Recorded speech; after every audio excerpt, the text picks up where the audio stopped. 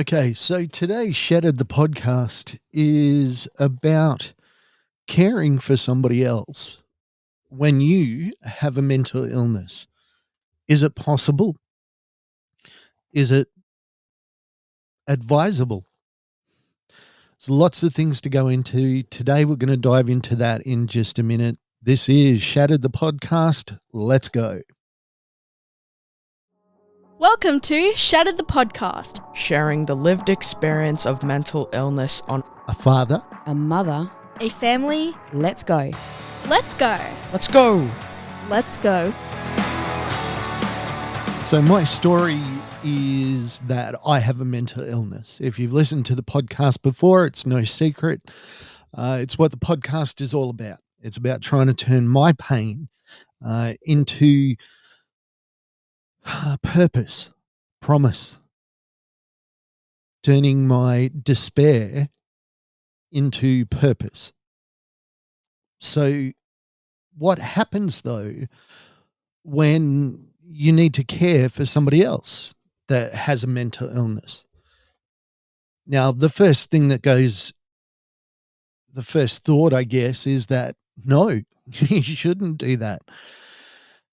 But I heard an interesting quote the other day, and they said the best person to be a drug counselor is somebody that has been or is addicted to drugs because they know exactly what the person is going through. Is that the case with a mental illness?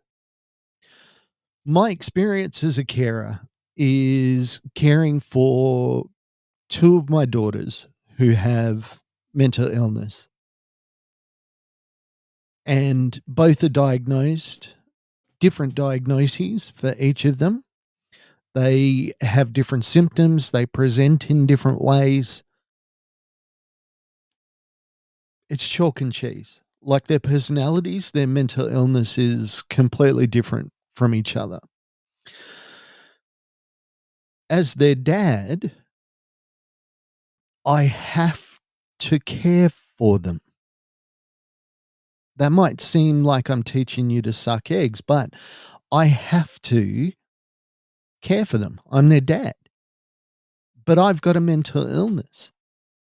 Well, the first thing I've got to do is I can't use my mental illness as an excuse. So let's take, for example, today. My youngest daughter is doing distance education, and she had an induction all of last week, and where she learned all about going to distance education and what she needed to do. And the one thing that they need to have more than any other is access to their school email. Now, for some reason, there was a disconnect in her head about the need to access email. And she's got this, I don't know, an iCloud or a Gmail or something, and she just assumes that every email in the world that somebody sends to her is sent to her. Now, she spent a week in induction, and it's the first thing they talk to them about. And yet today, when I said, check in your email, and I checked it, Dad, there's nothing in there. It was like driving nails into my forehead. I was so frustrated and angry so instantly that it was clear that it was my fight or flight response. It wasn't me thinking, oh, yes, I'm going to be angry today. It was how my head reacted to her situation. Now, she has a mental illness. Can I blame my mental illness for the fact that I lost my temper? A little bit, a tiny bit, a minuscule bit. The massive 99.999% of that is my fault, and it's the behavior that I can control. I'm in a situation where my mental illness is about to go out of control. I know that my communication with my child at this point has gotten to a point where it is no longer positive. It's not even necessarily negative. I'm not saying anything bad to her, but she knows that I'm getting frustrated with the situation. I'm getting impatient with my gestures. So am I blaming my mental illness for this, or am I blaming my behaviors, my decisions? As I said, it's a tiny bit mental illness. It's most a bit behaviors. I did what I needed to do. I went to my support person, my wife, and said, I am overwhelmed by this situation. Here is what I need to do to get it done. And then I need to get away. I need to leave her alone. So, and my wife, again, just said what she always says, which is breathe. It's like, oh. It's like being drenched in ice water when my wife tells me to breathe. Because my mental illness, my fight or flight instinct is kicked into high gear, I'm now responding out of a place that is not logical. It is not real. It is my mental illness. What I decide to do with that behavior now becomes my decision. Because all behavior is communication. Some behavior is good, some behavior is bad. It's an important key to realize in all this. And when you have a mental illness, you have to figure out what is out of your control and what's in your control. So in the situation with my daughter this morning, staying in the situation, trying to accomplish the goal, getting her onto her email, was impossible. We were both in a no-win situation. I was going to get more and more frustrated. I was going to start to get short with her, impatient. And please hear me. I don't abuse my children, but they know when I'm frustrated, and that affects them. They physically, you can see them shrinking away from me, and they know that I would never, ever lay a hand on them, but they shy away from that loudness because I'm not normally like that. Normally kind of chill and taking it easy. So when I do start to get frustrated, they get really nervous. When they've got a mental illness, it's compounded because they don't know what is affecting them. Is it my behavior? Is it their mental illness clicking in? As a carer, I have to be aware of my own limitations when it comes to my own mental illness. Setting myself up to fail, and this might seem like, again, like I'm trying to teach you to suck eggs, setting myself up to fail, putting myself in a situation where I know that my mental illness is going to be affected, my symptoms are going to be exacerbated, that is a choice.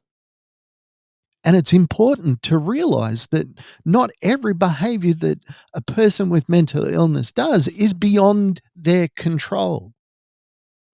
We do a task when I speak at schools, and we talk about understanding what is in your control. People with mental illness need to do this every single moment of every single day. What is in my control? So let's take the situation with my daughter. I was starting to get frustrated because she didn't understand a concept that was the basis of her learning at the moment. It was the first thing that she learned on the first day. She used it every day for a week, and then come Monday, she can't remember. Has no concept. Could be her mental illness, could be that she's lazy, could be that she learns in different ways. She has to keep repeating a process. Maybe it needs to be explained to her.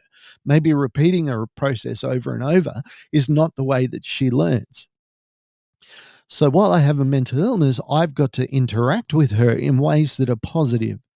And as soon as I start feeling myself getting short, feel myself starting to blame her for her not being able to do a task, rather than stepping back and saying, okay, we're approaching this in the wrong way. I need to approach this in a way that she will understand. Obviously, what's happened in the past has not been, she hasn't had the ability to comprehend it. So I have to change the way that I teach her. I have to change the interaction. I have to change the situation. I have to understand that I have control in that situation. In each and every situation that a person with mental illness goes into, there are ways that they can affect that interaction, that situation, by the choices that they make. And one choice might be to simply disconnect. I cannot do this. And that's where mental health understanding comes in. whenever a person with mental illness has to do a medication change. It is a huge process. It can often take months. And then you don't even know if you've got the right medication. It can take weeks, months. Sometimes it takes years. But you can't go into your workplace and say, look, I'm struggling at the moment because I'm going through a medication change, because people are like, well, you stopped taking aspirin and now you're going to take ibuprofen. What is the difference? You're going to take Bex instead of Advil. It's not like that. But your workplace, unless they're truly switched into understanding mental illness, is going to look at you like you're nuts. And people have looked at me like I'm nuts when they've said, Mark, you're so different. It's like, well, I'm changing my medication at the moment. And they've looked at me like I'm on Mars or something. How could that be possible? What has that got to do with choice? In that time, in that moment, I have the option of saying, okay, getting ahead of it, talking to my employer, saying, and again, in some countries, particularly America, this would be a death sentence to your career. In Australia, it would not be. In Australia, I can, if I trust my boss, I can go to them, I can say, I'm having mental health issues. I need to pull back a little bit from this at the moment. Now, of course, there's always going to be the story of that employer that just didn't understand. And that's why we're trying to have these conversations. Maybe one day you will be an employer and you've got an employee that is phenomenal. And then one day they're just not up to the task. And then the next day, something's not right. The next day, something's really going wrong here. Are you going to look at their behavior and try and say, we are going to force you to change to be better? You obviously become lazy. Or do they look back and say, maybe there's an issue here? Sometimes it'll be a death in the family and your workplace goes, hey, man, somebody died in your family. Go home. What are you doing at work? Why are you here? Why is it not like that with mental illness? Why is it not that we can go to our employer and say, I have a mental illness and sometimes I'm not going to be at my best in the working situation? And I do understand this as an employer, as a manager, and as a worker. As a manager, you want to ensure that the work gets done. But my focus was always on the person. Is the person all right? How am I leading them? Am I leading them in a positive way? Am I leading them forward or am I hindering them? And that's the attitude that I take to caring for my children. Are the decisions that I'm making pushing them forward? Are they propelling them? Are they giving them options? Are they understanding that the world is their oyster, or are they understanding that my dad just gets cranky if I don't do everything perfect? So the situation with my daughter this morning, not being able to get into the email, I went back to her, I touched her on the shoulder. I said, I'm sorry I got impatient. I haven't left because I'm mad at you. I haven't walked away because I hate you. I walked away because I understand that my own behavior was out of control. As I said, I have no option but to care for my children, mental illness or no. I'm part of a family. I have to do it. There is a time in my life, in recent times, where it was impossible to do that. And my marriage and my family only survived because of the graciousness, the wisdom, the patience of my beautiful wife.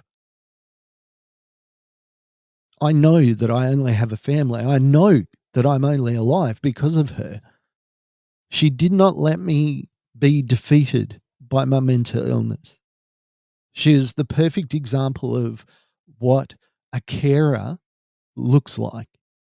So when my first daughter started presenting with mental illness, my wife was the first person I went to, because it's a whole different world. When you're a sufferer, you have no idea of the impact that you're having on the people around you. You can't, unless you're extremely insightful. and you've got an incredible support network and your mental illness probably isn't that bad, you have no concept of how your presence influences people. Your mental illness just won't let you do that. My wife and I have talked. We do a show, Marriage and Mental Illness, and we talk about how she will see something one way, I'll see the same thing and see it a completely different way. And navigating that is what I have to try and do with my kids. I have to learn to see that I'm affecting their behavior, the way that I'm interacting with them. If I'm light and laughing and joking, they're fine. But if I'm serious, if I'm in the middle of a thought and I go into their room and I say, mate, I just need to ask you a question, you can see they get nervous because, serious, Dad, what does that mean? Does that mean I'm in trouble? They're assessing me to figure out what my behavior is going to be like. So my goal is to overcome that by trying to be consistent, by explaining to them beforehand that there are going to be times where I will fail. There are going to be times when I am going to be a bad dad. And I mean, it breaks my heart even to just have to think that. It's devastating to know that you're going to fail your kids, that you're going to let them down. It's that old joke. I know my kids are going to be in therapy when they get older and they're going to talk about me. Well, I know exactly what my kids are going to say when they're in therapy. That at times my dad was a horrible person. Did I know that at times I was ignoring them? Did I know that at times they would come and ask me questions and I would not respond at all? I wouldn't look at them. I wouldn't blink. My wife would say, why did you just ignore your kid? I say, what? I don't recall anybody talking to me. She tells me even today that there's times that I don't remember entire conversations. Because at the time, more than likely, I'm struggling internally with my mental illness. So I know that my kids are going to be in therapy. They already are. And I have a choice now. And I have a choice to live in guilt and shame,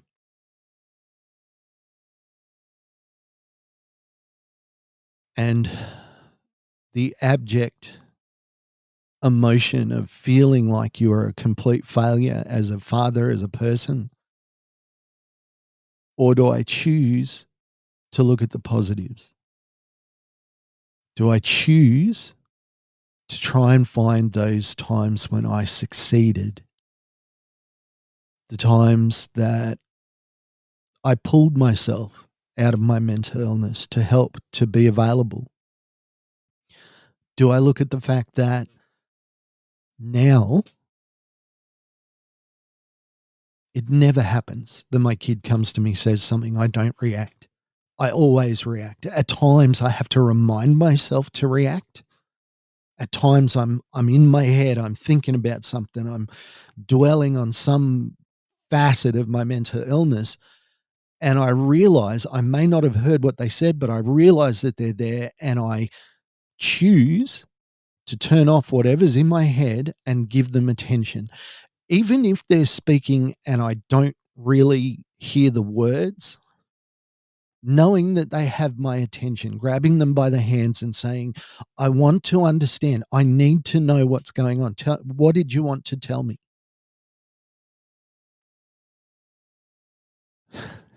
It's funny when you look at success as being the fact that you didn't ignore your children. But when you've got a mental illness, you've got to take what you can get. I constantly look for feedback from my family about my behavior. I asked my kids, how did you feel today? Did you feel safe? Did you feel like I was on your side? Did you feel like I got impatient? And let's dissect that. Let's try and, okay, at what point did I feel like this? The important part of that, the most important part, is my kids understanding that they have a choice with their behaviors as well. My oldest loves being depressed. Well, she doesn't love it. I mean, that's a lie. She doesn't love it. But on the outside, it appears like she's not living unless she's really, really sad about something or really, really mad about something. It's like life has no purpose without drama. Teaching her through that, because her first excuse every time is, well, I have an anxiety disorder. I have a learning disorder. I have this disorder. And it's like, okay, all right, yeah, I get that you've got a disorder, but at what point is that your disorder, your mental illness kicking in? And what time is it you're choosing to dwell in it? So she'll come out to my wife and say, oh, I just feel sad today. I don't know what's going on. My wife now just says, go for a run. She'll go, no, I don't want to go for a run. I can't find any clothes. Mary will just say, go for a run. Go for a run. I'm not going to talk to you until you've gone for your run. Why she's done that is because when they're in their good moments, my wife's explained to her that at times you come to us looking for answers, looking for advice. We give you that advice. You don't do it. And you come back to us 5 minutes later, not understanding why nothing's changed. It's like, I've done nothing and nothing's changed. I don't understand it. Well, that's her in a nutshell. But if she goes for that run and she's learned, like I have with my wife, when she says breathe, I've got to breathe. When my wife says she needs to go for a run, I just come in and say, Mum says go for a run. She goes for a run, gets all the endorphins, comes back. She's not sad anymore. She's able to get perspective. So it's a matter of teaching her, even though she has a mental illness, she has control over some of the aspects of her own behavior. I'm sad. I'm depressed. I want to sit in my room. I want to sit on my device. Device makes her sadder because she's on social media, either choose to play Minecraft or Sims or something, or get outside. It's either or for her.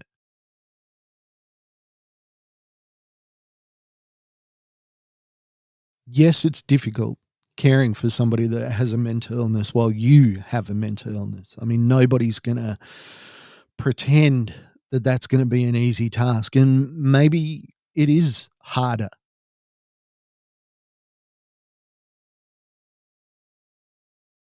But my wife, she struggles as well. And that's the thing that as a sufferer, you don't understand. You don't understand what you're putting your carers through. You can't see it. I look at message boards and posts and people will ask me questions. They'll say, I've got this person in my life that has a mental illness and they won't do anything about it. They won't respond. They won't do anything to improve their situation. They almost seem like they want to wallow in it. And of course, as a sufferer, you know that generally that's not the case. If you're taking your medication, if you're doing the things that you need to do, getting your exercise, eating well, getting the right amount of sleep, then what you're giving is the best that you can. But from the outside, it still looks like you're just being a jerk. Marriage and mental illness, it's a conversation that my wife have every week. I'm constantly depressed after those conversations because in hearing what my own behavior looked like in certain times and situations and knowing what was actually going through my head, realizing that most of the time I just looked like I was being an absolute jerk. I was just being nasty. I was being mean. And I wasn't at all. That was not my intention. She talked once about the ignoring people, like I ignored my children. She said at times I did it to her. She said at times for weeks on end, I would answer with monosyllables, monosymbolically, to any and every question. I go, weeks on end. How did she live with that? Well, now I know, because my kids have mental illness. I'm caring for them, and the same thing happens. Mate, how you doing? Yeah, I'm all right. You want to talk? Can I do anything to help you? What do you want for dinner? Don't care. You going to school tomorrow? How was your day at school?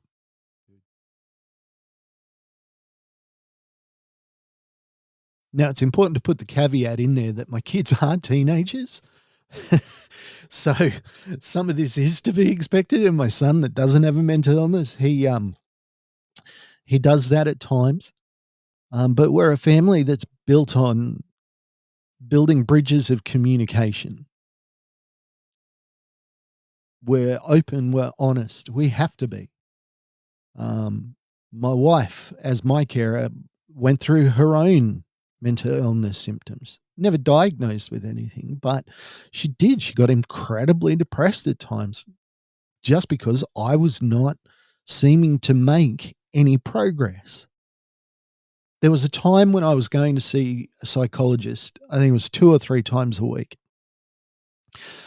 And the sessions were extremely productive. But I came out of them utterly exhausted, mentally, to the point where if I was watching a television show, I couldn't tell you what show I was watching.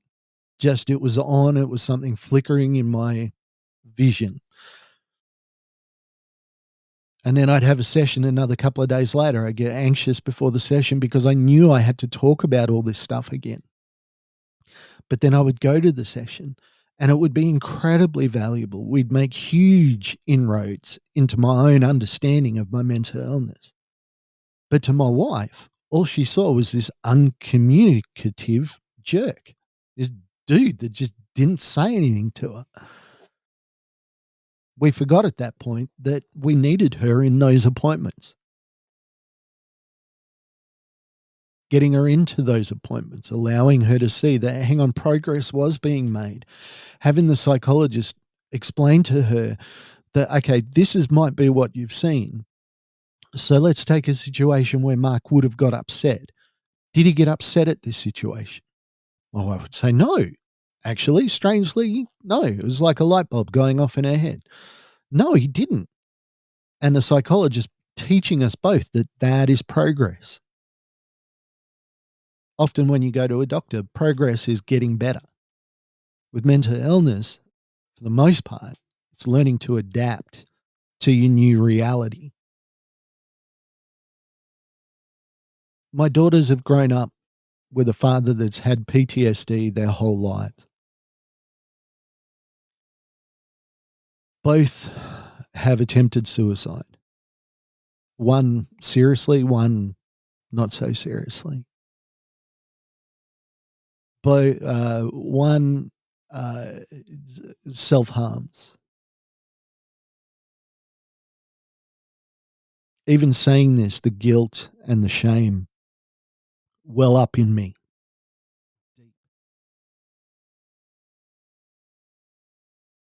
My choice in this situation is to ignore that, to put it aside, to understand that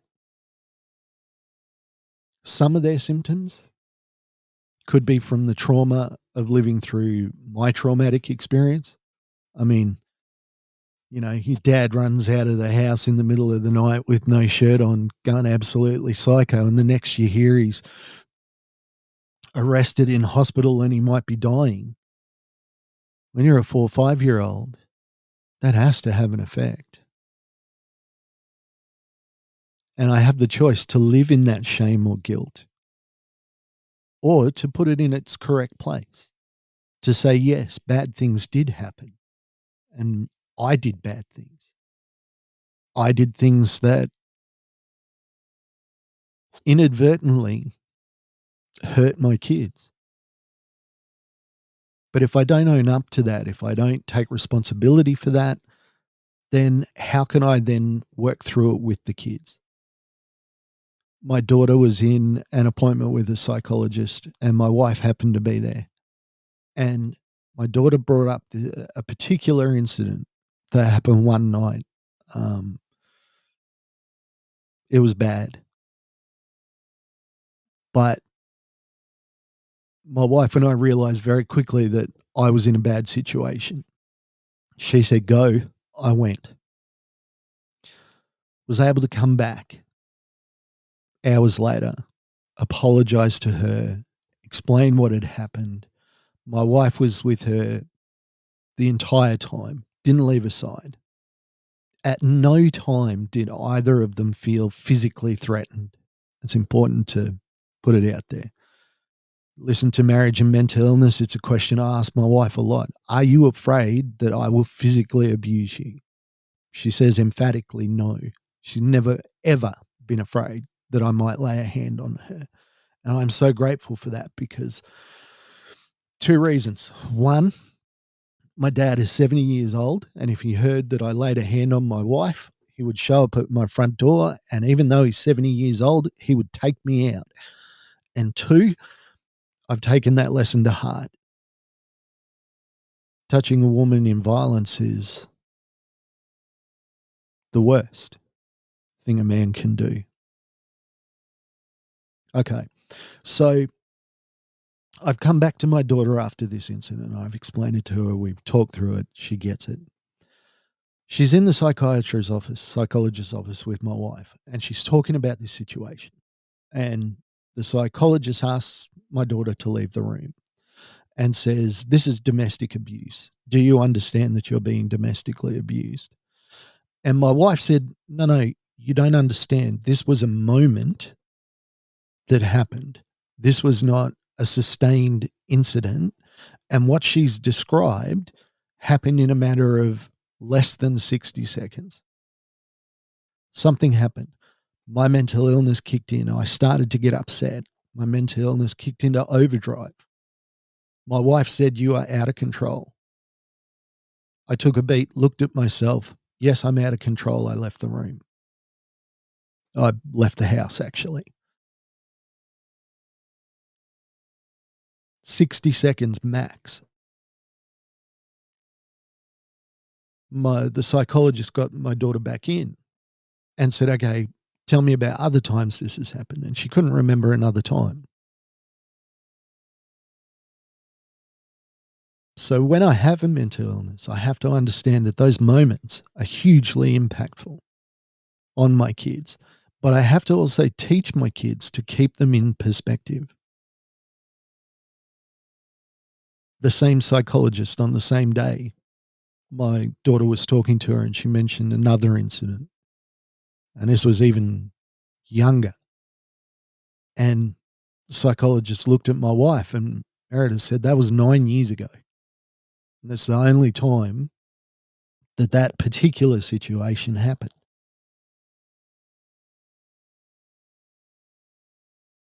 I guess when I'm caring for my kids with mental illness, I have to explain to them the struggles that I'm going through and letting them know at what point my behavior was the reason, not the mental illness.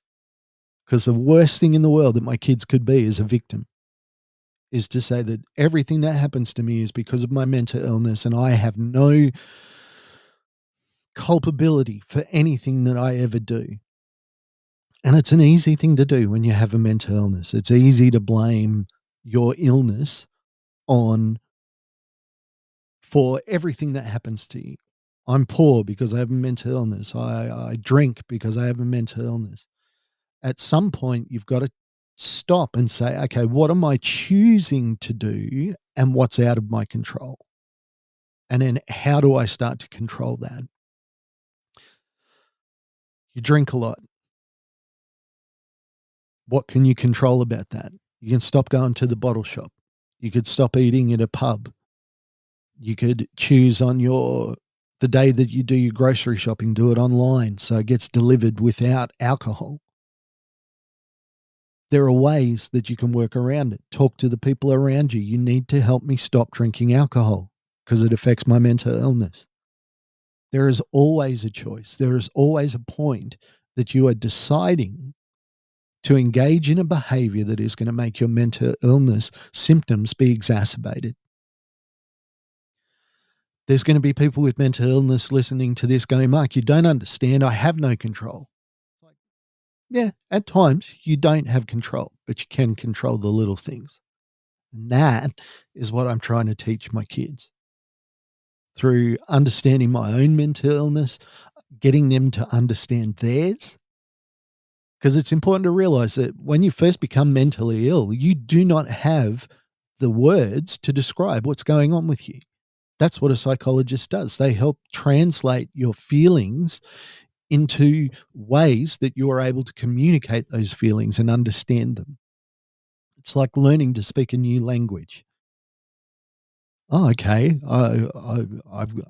This is what this is. Oh, depression. It's a black hole. I just thought I was sad.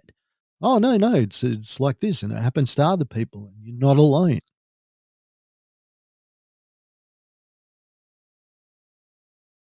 Caring for somebody when you have a mental illness is all about choice. It's all about understanding your own mental illness. It's about understanding your own limitations. And it's about setting clear, defined boundaries as to what things you can and can't do. And at times, it's about when you can and can't do something. It's not easy. Really hard to care for somebody while you're trying to maintain your own mental health. But it is possible. It is doable. Understand your limitations. Build solid communication. Build communication pathways. I read a book once, The Love Languages, transformed how I thought about my interactions with my families, understanding what I do to say that I love somebody compared to what my wife does. My wife loves to cook for people, loves to watch people eat her food. For years, I just thought I was lazy because I wasn't sharing the same cooking burden. She might cook 4 times a week. I might only cook 3 times a week. That to me seemed unfair until I realized that she gets invigorated by the preparation of food for people, particularly when she knows that it's something that somebody loves. It makes no sense to me. Cooking is a chore. It's something you do because you have to. It's not something you do to show that you love someone, but that's what that's her expression of love. She doesn't mind spending hours in the kitchen.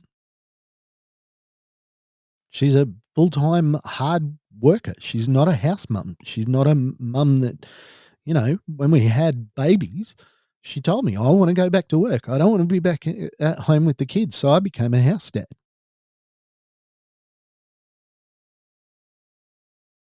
Finding the ways that people communicate transforms every interaction with them. Reading up, finding out, discussing, searching, getting knowledge, figuring out what kind of personality the person you're caring for has. When I worked with people with disabilities, every person was an individual.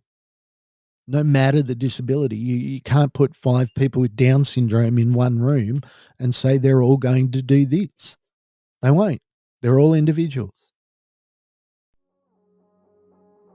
Thanks for listening to Shattered the Podcast. You can check us out on all the socials. Thank you for listening to Shattered the Podcast. I'd like to thank our producer, Meredith Brosnan, our executive producer, Torian Lau, and the band Adelaide for allowing us to use their song as our theme. Go to shatteredthepodcast.com for more information.